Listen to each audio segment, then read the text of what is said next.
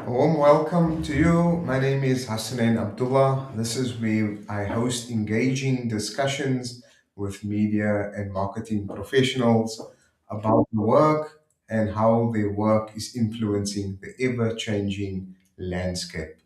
This is where I interview and profile media professionals. Their work is important because they help us make sense of the world through their lens and how they document the news. Similarly, I will also be profiling marketing professionals because they create an opportunity for brands out there to craft messaging and some sort of a communication and link with the customers out there to create awareness of products in order that these are sold. By way of introduction, I've got a BA in communication science, so it involves media engagement and marketing. I do have a career in content marketing with a focus in rich media content.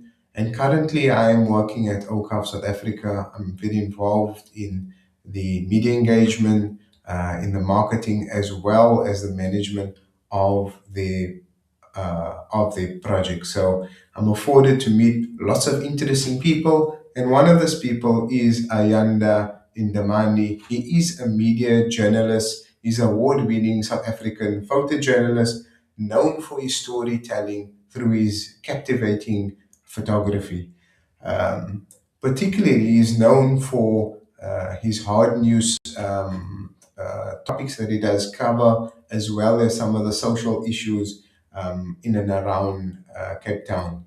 He is formerly from Ladyfrey in the Eastern Cape, and he was raised by his grandfather, who was well known for his storytelling. And his grandfather is the one that has shaped his reality and also inspired him to tell his stories through photography. He studied photography. I understudied photography at the Cape Technicon, and some of his recent achievements include the Standard Bank Journalism Award in 2024 in the category of news photographs for his winning photo of a pro-Palestine clash with police, to receive quite a lot of rave reviews. The other award is the Vodacom Journalist of the Year. He was the regional winner in 2024. The other one that stands out, he was the Vodacom Journalist of the Year. He was the National Photography winner in 2025. And this was a photo called Caught in the Crossfire and this is where a photo that he captured was of a schoolboy that was running through a smoke-filled community during a service delivery protest. So let's bring Ayanda on. I've been afforded an opportunity with my work at OCAF South Africa. And OCAF South Africa is a charitable endowment organization that has a string of downstream projects that aims to empower our local community. And some of their projects include supporting healthcare, education, and infrastructure development. And part of our community outreach, Ayanda comes to cover these events, by writing pieces, and I've had engagement with him recently, and this is where I wanted to bring him on. So we're going to be calling on Ayanda, and we're going to start off with a focus in his early career. And he'll be telling us about his career, but we want to touch on something very important and want to focus in this engagement on a foundation that he established recently. So let's bring him on.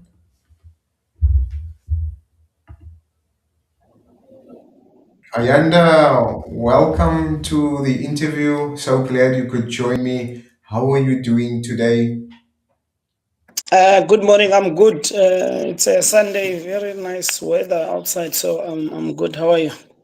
I'm well. I'm very excited to be having this engagement. We have known each other for a while, and in my work at OCAF, lots of my media engagement duties, sending out press releases and getting journalists. You've been a resource to my work, and I always knew we were going to get this opportunity to have this engagement. But just to kick off our discussion, in terms of your career in photography, you are all rounder. You cover sports, and you cover events, and with these hard news themes that you explore, right? You uncover some deep social issues. Tell us about your journey as a photographer, the early days, and also what did it take for you to be where you are now? Because I believe that you also had to take on lots of other sort of smaller jobs in order for you to subsidize your Yes. studies into where you are now. Yeah, good morning. My name is Ayanda Ndamane. I was born in a small village called Tsembey in Lady Frey in the Eastern Cape. I grew up with my grandmother and my grandfather. Growing up, I wanted to be a radio presenter or reporter, but because most of the time I used to sit with my grandfather. He used to tell me a lot of stories. He's a good storyteller. Sometimes I hope I had archived or recorded his stories, but okay, it's what it is. So through listening to him, this I developed this thing of wanting to tell people stories because I was listening to him narrating stories. But to me, I wanted to tell them differently. I wanted to tell them through the lens. Then I after I did my primary school and I did my high school in Mzam High School in Lady Frey. After that, I came to Cape Town to CPUT. I came here to study journalism, but because I didn't apply, when you grow up in a small village, okay, maybe now it's different because there's a lot of technology and stuff. Things have improved, but growing up in a small village, I didn't know that you must apply to get to university. I thought I'm gonna get my statement or my report and go and study, but okay, it was not the case. And then I went next door where they were writing a test. It was photographic room. I went there to write. And upon writing, waited for results. But lucky, I passed the test. And then they say, okay, I must come to study photography. But there was a question that the lecturer asked me, do you have money? Then that I thought, "Shh, what money? Because we have NSFAS and stuff. But now studying photography was more than that because you needed to buy equipment, you needed to travel. When you do landscape, you needed to go maybe to Stellenbosch, West Coast, wherever. So it was very expensive at that time. And we used to use a dark room. And dark room to process pictures, you need to buy paper to go to the dark room and process. And paper were expensive. So everything of that cost became very expensive. But then I decided, okay, I need to make a plan to this course that I want. And then what I did, firstly, I'm staying in Nyanga. There's taxis that are going to Belleville every day, and I must use those Someone's phone taxis is as ringing. bus. Someone's phone is ringing. Don't worry about it. Um, I needed to do a plan. I'm like, oh, there's taxis going to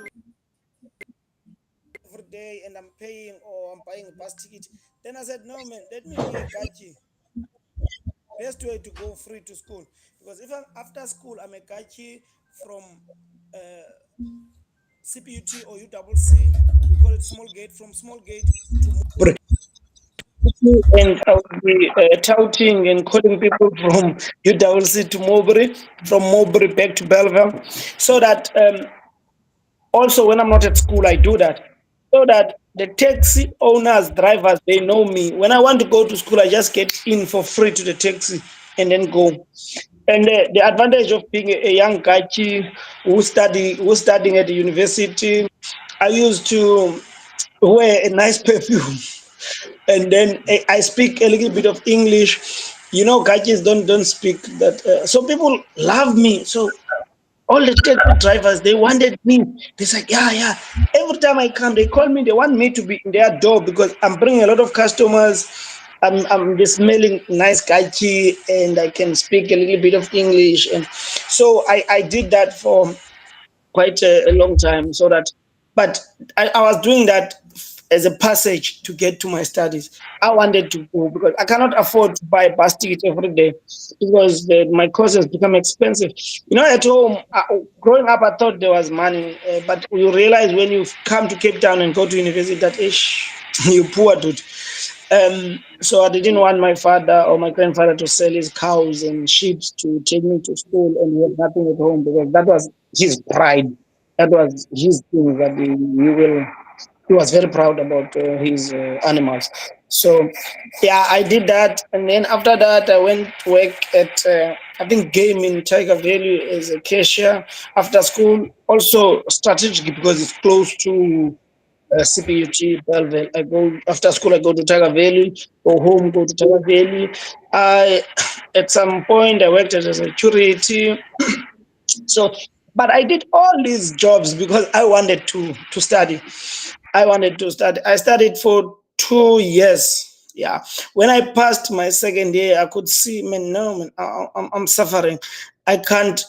Yes, I can work and study, but it's taking a toll on me. And then I decided it was 205 to apply. There was a program of Defense Force. I applied. I think it was in Weinberg. There's a military base there. Then for 2 years, I was in the Defense Force.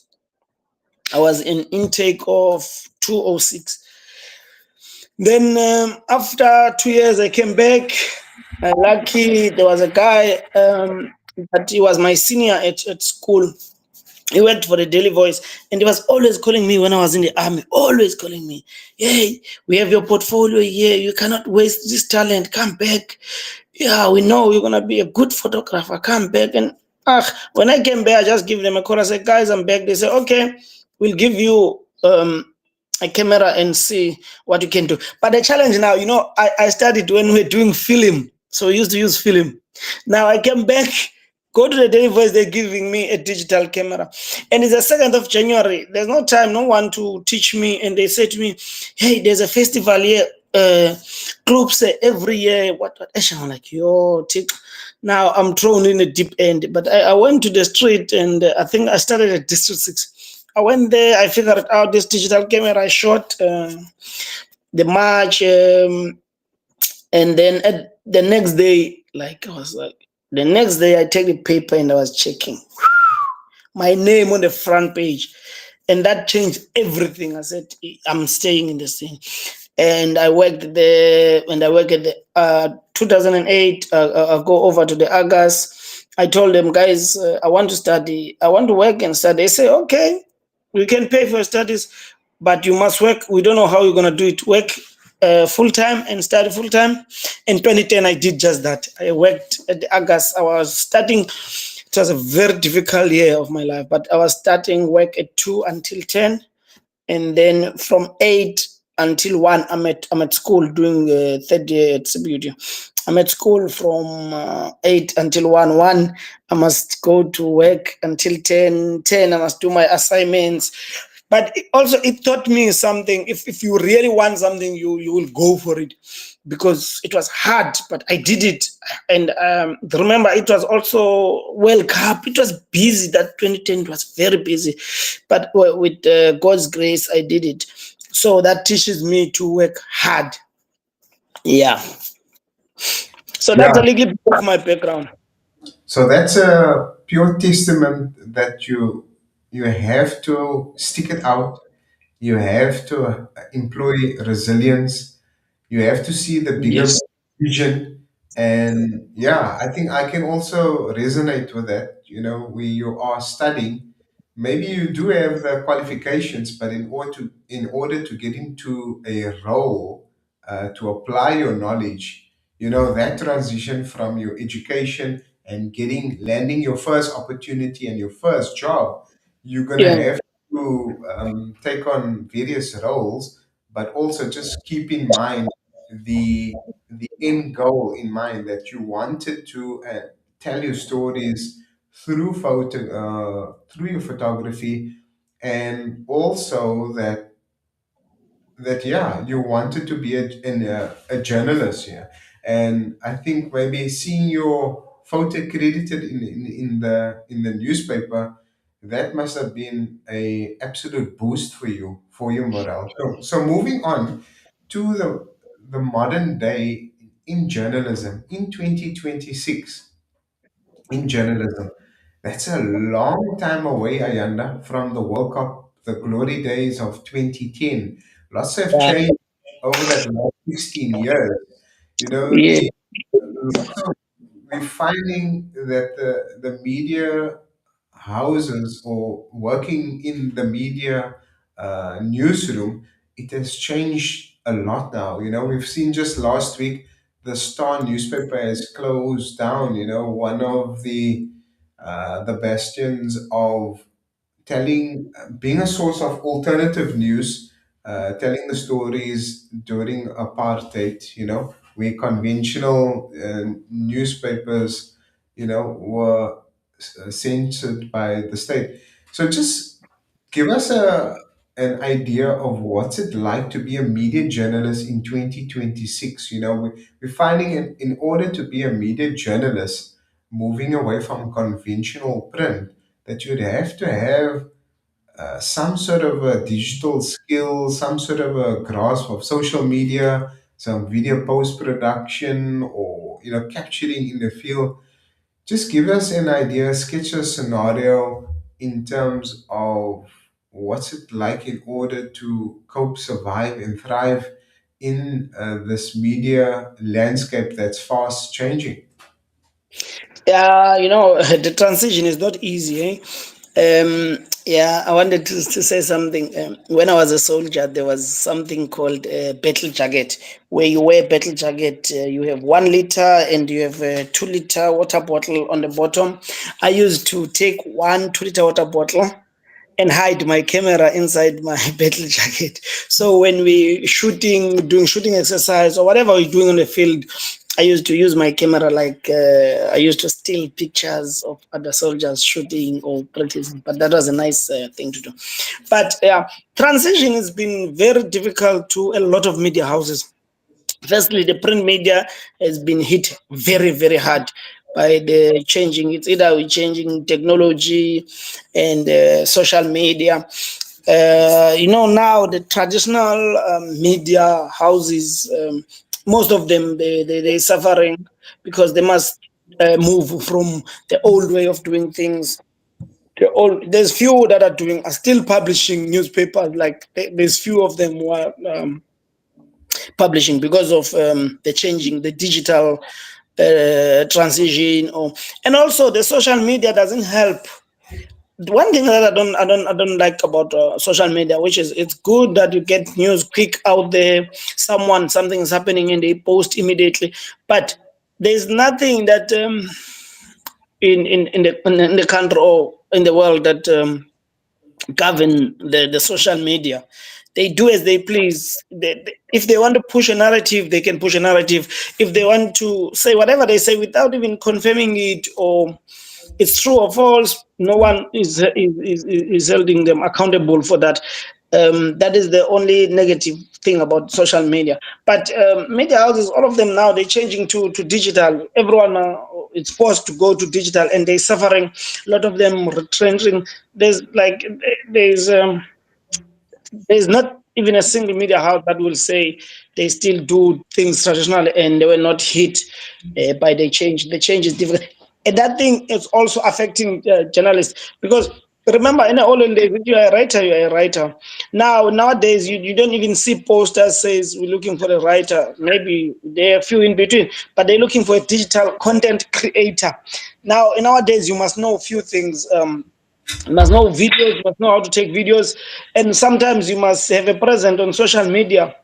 So it's so difficult. It's changing very fast, and also there's things called influencers or content creators. It's the space is chaotic. It's so chaotic. But in the midst of that, if you know what you want, and you know what story you want to tell people, you can still survive in a difficult space, but you stick to true reality of you, or true reality of journalism. We see a lot of journalists now.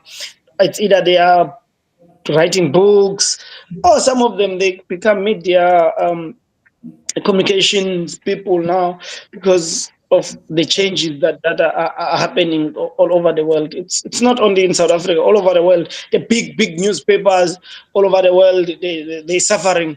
So yeah, it's very difficult now, but it needs us to equip ourselves with the new technology that is currently going around. But I don't know how long is we're gonna have media companies. I think everyone now can have a media company. We have podcasters now. They're very popular. People trust them more than anything else, because they can, even if they're pushing agendas, no one is having them, is getting them accountable for that. But as long as you can have podcast and you have people speaking, and that's it. If it's true or not, you subtract, or you minus whatever you can take from that. But I think now it's a new way of going to the media. I like the fact that you brought it up, that we living in an age of podcasters, and if you look at Trump's election campaign, he went Mm. on the Rogan show. So lots of these podcasters have got quite a formidable audience, and Yeah. mainstream politics and the like are leaning in, and political parties alike are leaning in to the podcast community. Like, we're having our engagement here on this platform, and I think these kind of engagements perhaps are the future of the media landscape, or an aspect of that. The one thing, though, it's very challenging to survive in 2026, or the modern age, in the media landscape. But I want to just to circle back, and what it's been like over the last 2 years. You've been, I think for the most of it, I speak to you sometimes over the weekend, and chances be you could be traveling for work or working, and I always wonder how you balance the work and family life. But I want to touch on the recognition of your hard work, and I've got some of these pictures that I'll put up. What did it mean Yes. to win the Standard Bank one and the Vodacom one? Yeah, so I'll play some of your photos as you speak, and then perhaps you can speak to these, the Vodacom one. Okay. Yeah, yeah. Okay. Just before that, what I noticed also, you mentioned about the change in podcast. Now, all the political parties, funny enough, they have their own legal media houses. Now we're going to election now, so they're gonna do their own media. Now, where are we gonna? The space is congested, man. But okay. Um, Going back to the awards, you know, uh, it's always applaud Vodacom and Standard Bank for doing this. I think more companies should do this thing of recognizing the work of journalists, because as a journalist, a dedicated journalist, we don't really have time even for our families. It's so difficult to balance the families and the time to work. But the recognition means a lot to me. I always say this recognition it's not about me, because it's about the resilience. It's about the kid that is sitting in Mining where they're shooting every day, but that kid can still go to school under those circumstances. It's about the kid who's sitting in Mkanduli, whereby when it's raining, they must use things to cross the river, but they still go to school. It's about the kid who doesn't have food at home. In the morning, the kid didn't eat, but the kid is looking forward to go to school, because he wants to change the life of the family. He wants to change his own life. He wants to change the parent life. So to me, the recognition means a lot. It's a win to me, but it's a win to the whole community. especially previous disadvantaged kids. I always encourage them to work hard, uh, do what you want to do, but you must know that no one is gonna do favors for you on the road. It's difficult, and you must not stop dreaming, regardless how hard is the journey. I travel a lot with my kids. That's to show them different things and different places. I'll just randomly take them to Cape Town. Just go and sit with street kids, street people, and talk to them so they can see like things are different. But if you have privilege, use that privilege to help other people to get somewhere. So yeah, I mean, it means a lot to me to be recognized. It's always I always watch these things when they call my name Ayanda Ndamane. I'm like, wow, oh, wow.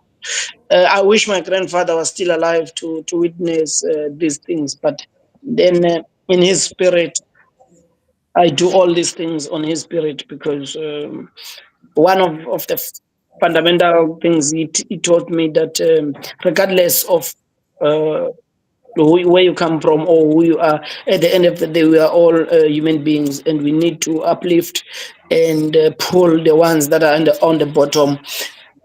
So yeah, man, it's been nice 2 years, like or 3 years.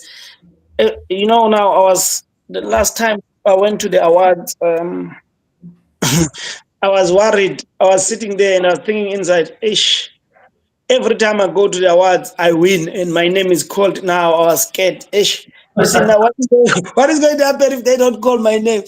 But it's what it is, man.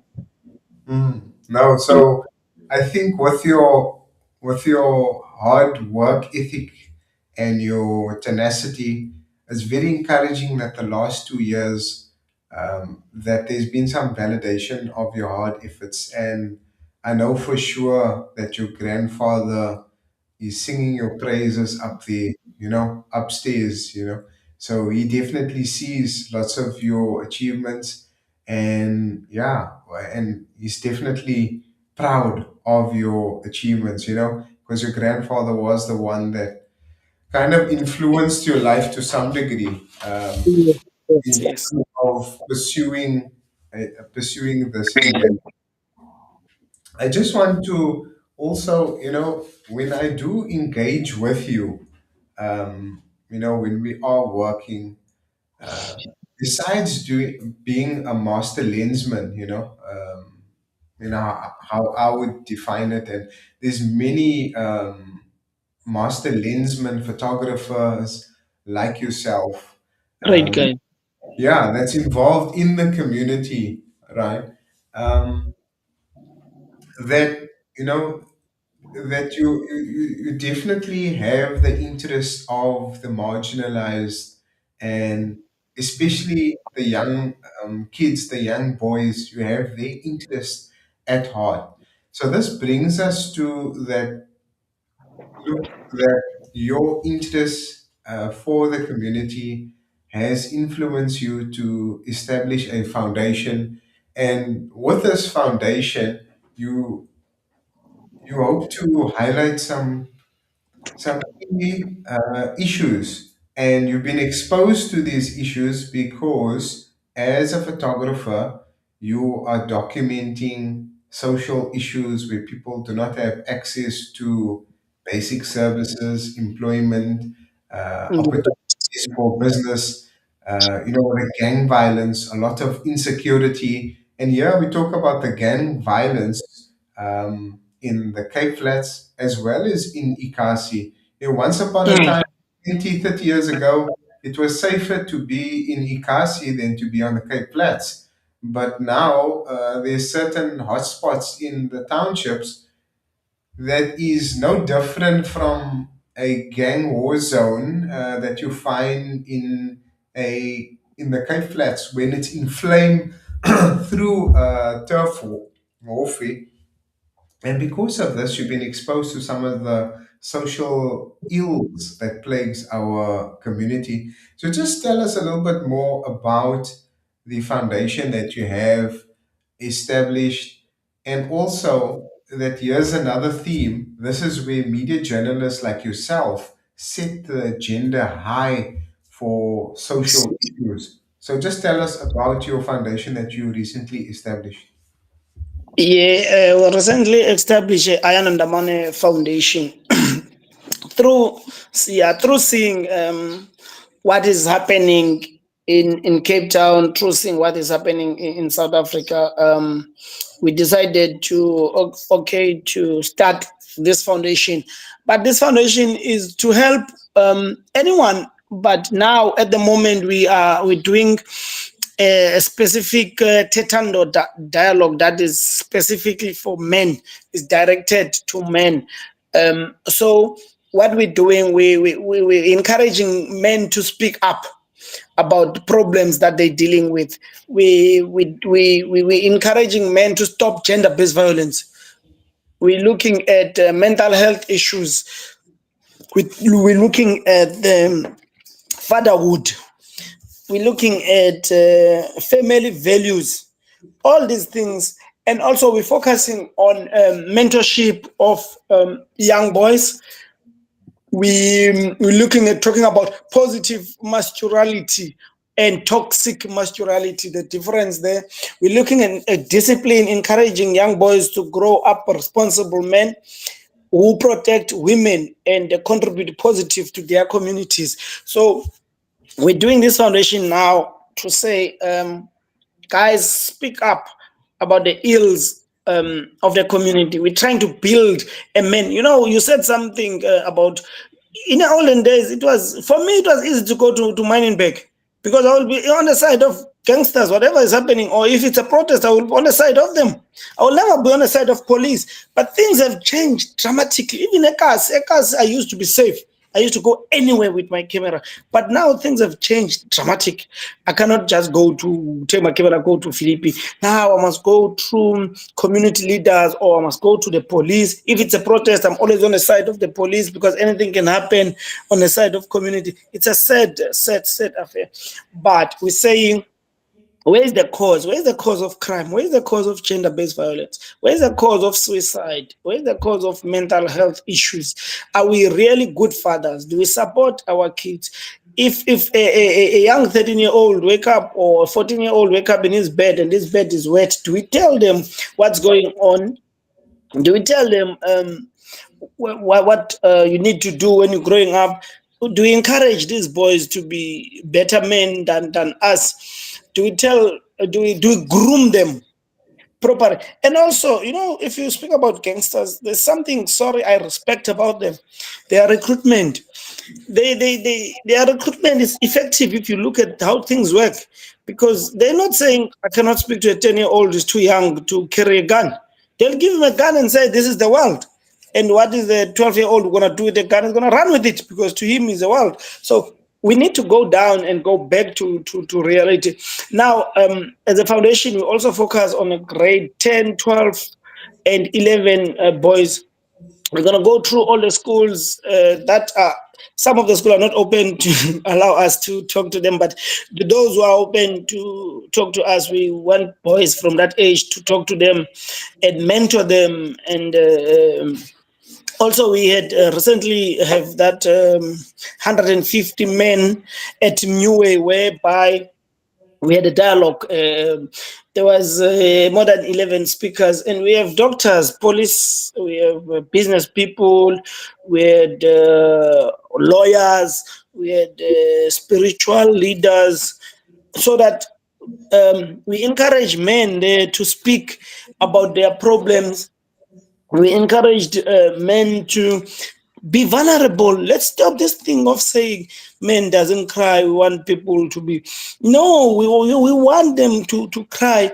We want them to be vulnerable so that they can, we want to create a safe space for men so that they can come and talk and seek help if we need help, so that at least we can play our part on stopping some of the ill things that are happening in our country.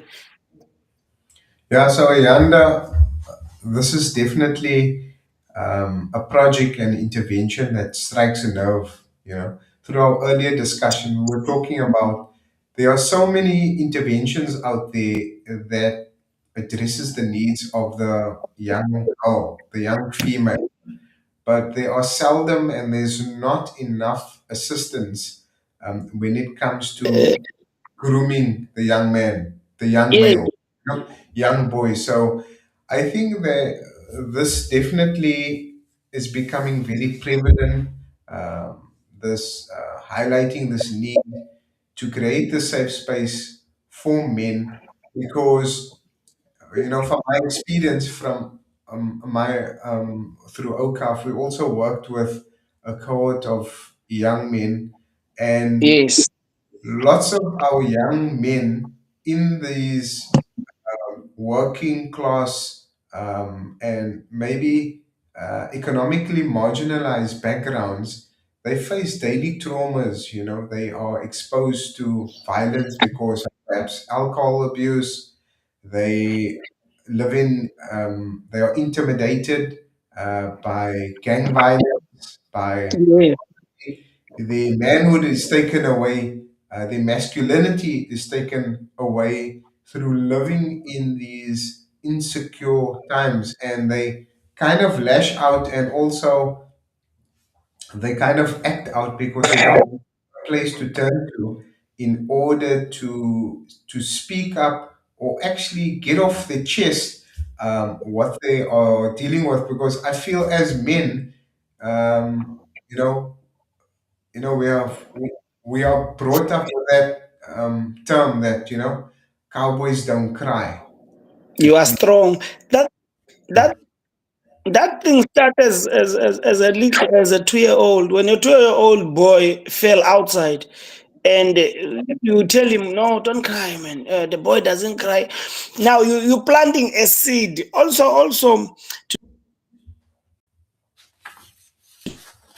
um, they want to better their kids. You don't do that, because are you saying to the kids the only way to agree with someone you disagree, you must beat a person? So that thing starts as big as our families. We're saying to the families, let's do better with things when we do. Remember, these kids are not like us, where we're stronger and whatever. So we need to do things that when they look at them, they can do them better, because they copy us so well, and they living in a world of social media, where sometimes we can't control what they're doing because of the, again, technology that is available to them. So we're saying, let's teach young boys, or in extension with young girls, how to do things in a right way. There's a big void for the boys. There's a big void. There's a lot of programs sometimes for a girl child, but for a boy child, there's a big void, where we're saying, let's close as a community. Let's close as fathers, as responsible fathers. Let's close the gap, and let's be responsible fathers. Um, this thing of fathers who doesn't want to pay maintenance for their kids and stuff like that, let's stop those things, because at the end of the day, in a long run, they create problems that is going to be traced back to us. Let's do a right thing. Let's be responsible as men, so that we can build a society that is um, have good leadership, good fathers, good role model. We're not saying there is not those. They are there, but we need to do more. We cannot only wait for police when the crime is done, and then we make a lot of noise, but we don't know where this crime originated from. What caused this animal in this kid? Because there's no way that we just give birth to animals. What caused the animal in the kid? What is inside that is boiling that we're not dealing with? We need to strengthen our families, and we need to strengthen our community. If we have strong families, we're going to have strong community. If we have a strong community, we're going to have a better country than what we have now. So yeah, I what I'm seeing, I'm seeing in the medium term, in the long term, that potentially you could have a cohort, very small cohort of young boys who have entered into the high school system, perhaps grade 9 and grade 10, Sayanda, this is important. And from my experience working with the Model Regeneration Workshop with OCAF that grooms young leaders, and we found that it's an opportunity for lots of these young men to actually declare and surrender the trauma that they have been through. You must be in mind, Yes.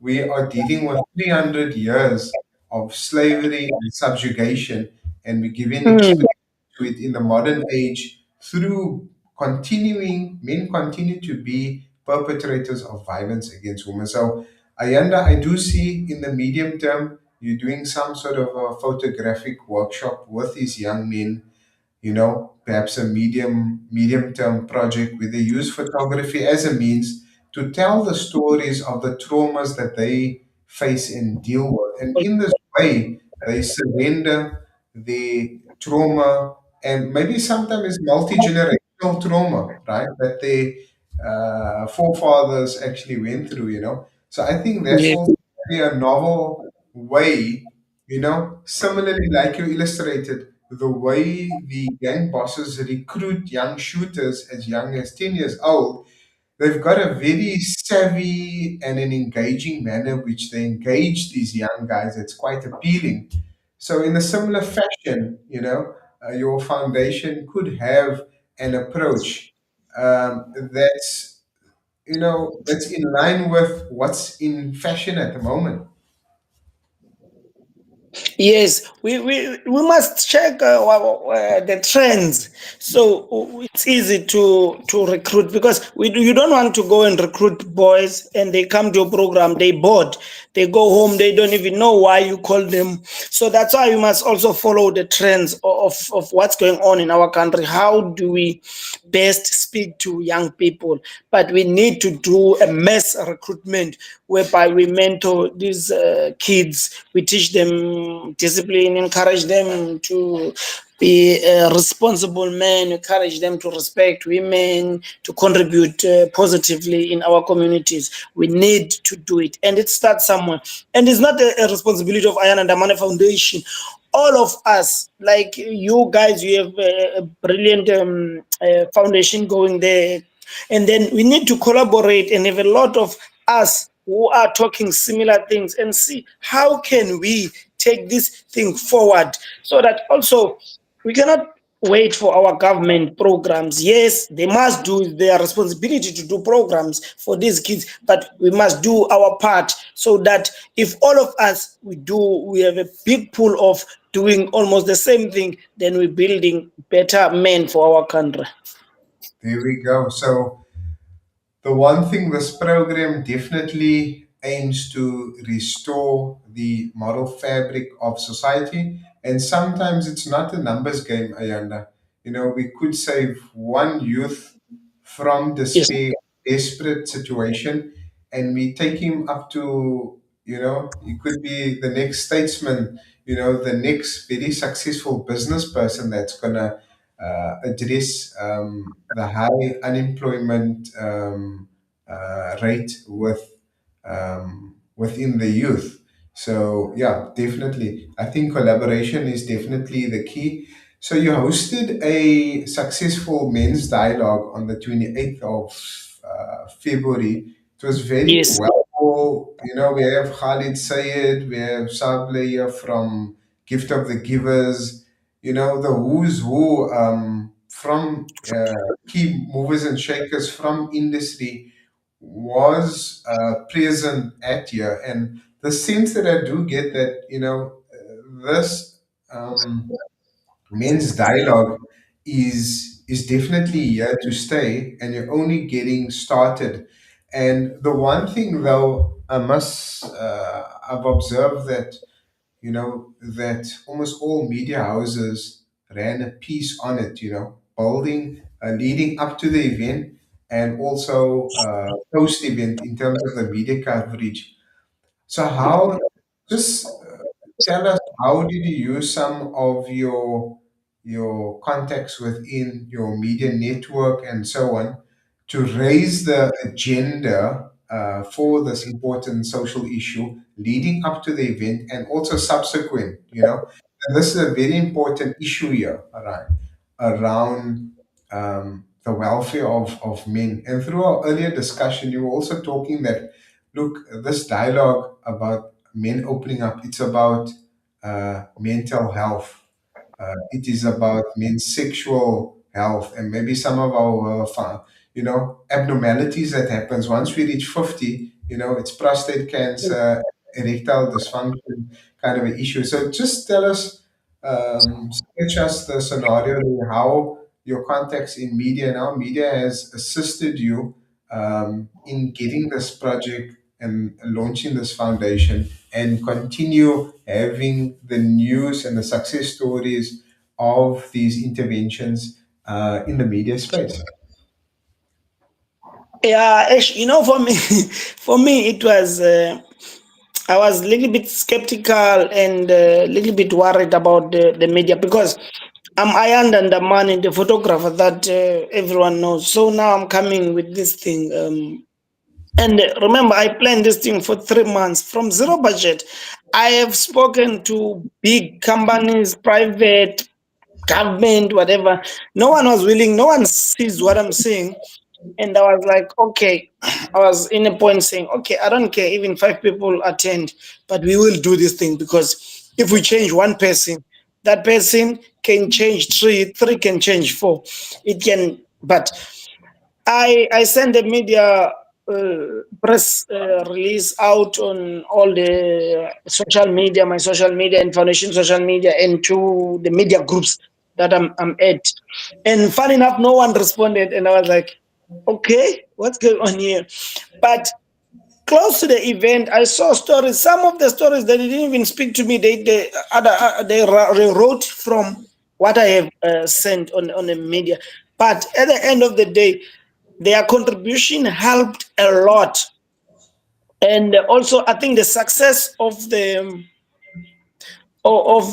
conference, of the event, them to write something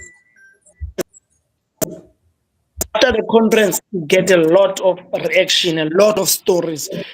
So I was happy about that. But it's a new world of the media. You send press releases, but the best way is to write it also in your own words, the way you want to write it. Put it in your own social media. Now, one of the political leaders says, "No, we don't need media. We have our own media. Put it in your media and see if they're gonna react or not." Because also there's a lot of happening on the 28th of February. There was a lot and lot of happening, and I was like, okay, it's a small fry. It's just the company that was a foundation that was done yesterday. This young boy from rural areas, yes, is well known for his.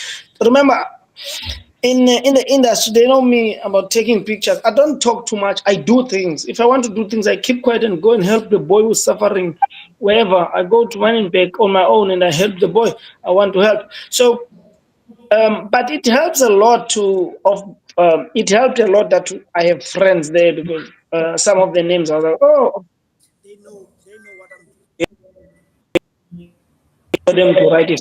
And the other thing that helped us in that conference, that we had a doctor who spoke a lot about the men's issues, age, and stuff. Dr. Mbovana, he helped us a lot.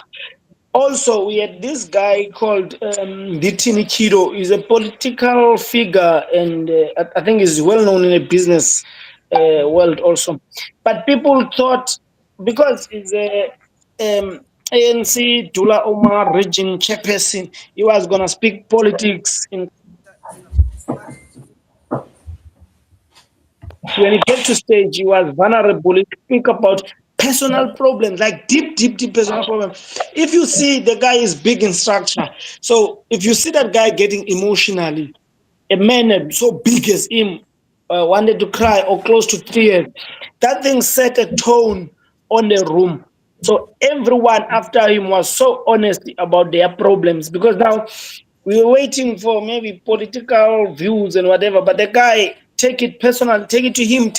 He made he listened to our call that we want men to speak up about what they're suffering from, and he did just that, and then the whole thing changed the mood, and then the conference, everyone, I think they were honest on their views, so that also helped. I think it was successful because of that. So that was the 28th of February. You had a successful event. I believe you have Yes. another event up and coming. What are some of the other plans for this event and some of the other dedicated projects? Here we're talking about opening up a men's dialogue for men to open up and have a safe space to share, some of the challenges that they are facing, as well as with the young boys, trying to show them good um, examples of leaders and also instilling good morals. So just tell us about some of the current and the future workshops that you will be rolling out. Yeah, the future plan, the immediately future plan is to go to high schools and speak to grade 10, 11, and 12 boys. Also, after that conference, I'm getting a lot of calls. I'm worried now. I must have a social worker as I must next to me to cancel these things. I'm getting a lot of calls for people's problems, especially men's problems. Now I'm invited in town too on the 14th of March. There is a choir called Talented Souls. I'm gonna speaking to 20 boys. They are boys. They worried that their boys are starting to smoke or whatever. Okay, I'm going to speak to those boys about a few things like mentorship, discipline, and stuff like that. And also, we're planning to have a youth conference, maybe in June, Youth Month, and then we're planning to have a women's conference maybe in August. And then before the end of the year, we want a combined conference whereby men will sit here and say their problem, women will be here saying what is they think is the problem, and the youth will be here. So all of us in a combined conference, we will fight, argue, disagreement, and whatever. But at the end of the day, we want solution that will build the community. Also, I want to expand to other provinces, starting from Eastern Cape. But I'm going to the Eastern Cape soon. I think on the 28th of April, I'm going to Eastern Cape just to speak to people and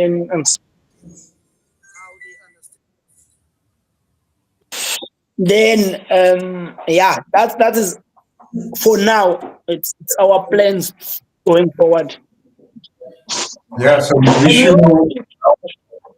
we're hoping that people will come on board. It's either foundations, business people, government, to help us achieve what we want to achieve. No, definitely. So I'm confident that within time, you will get more of corporate South Africa well invested in your project. And I hope that Luvoyo Rani is listening. As you go to Eastern Cape, Cellular Technologies has got a presence in Eastern Cape as well as the Western Cape.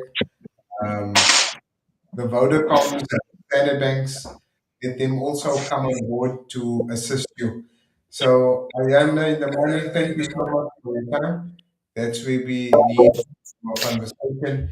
Thank you so much for your time, and I'll definitely see you in the field again. Thank you so much for coming on for this interview. Yes, thank you so much for giving me this platform. It's a big thing. I don't take it for granted. We need platforms like this. We need to put these things out there so that people can see. But thank you very much, and thank you very much for the work that you guys doing. You're doing big work for our communities, and I'm happy and glad that sometimes I come across you guys. You're doing big things, and also I think I want to say to young boys, wherever you are, if you have a dream, follow your dream, regardless of difficulties, challenges. Face your dream. Try. You can only succeed by trying. Thank you very much for having me. Thank you so much. That's where we leave it off. We had a discussion with award-winning photojournalist Ayanda Ndamane. I've worked with him extensively over the past 5 years in the field in my work, and lots of these media journalists they play a key role. Lots of their photos capture some of the the highlights in terms of our achievements on the sports field.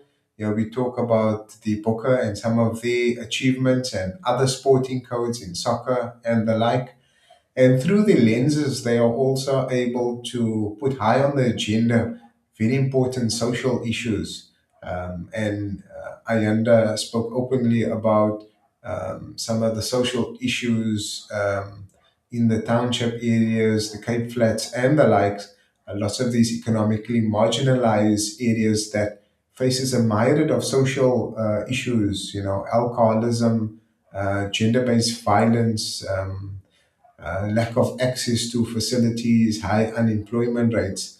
So he has raised the social agenda and raised the flag for a very important issue. And this is that opening up a dialogue for men and for men to actually address some of the traumas, and also speaking about issues around men's health, mental health, sexual health as well.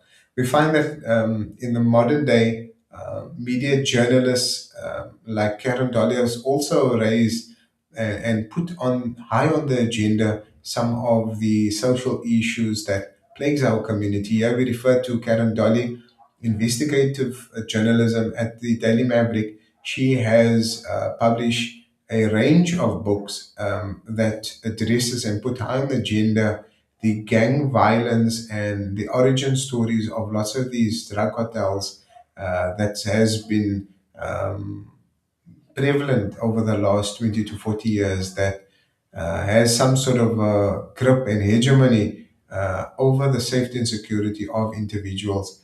Until next time, until we meet again, keep well. Thank you so much.